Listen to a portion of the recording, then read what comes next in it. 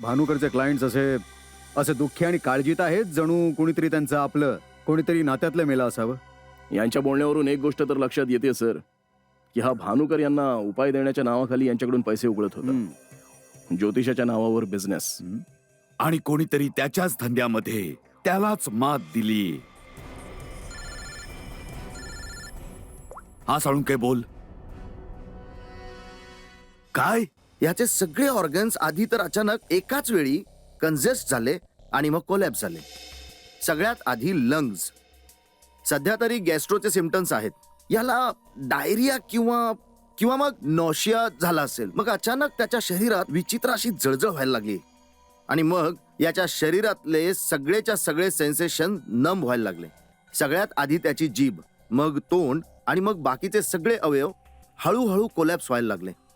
त्यामुळेच हा गेला. साध्या शब्दांमध्ये याचा मृत्यू झालाय हॅमरेज किंवा एखादा खूप मोठा शॉक बसल्यामुळे. आणि हे झालंय एखाद्या विषारी केमिकलमुळे.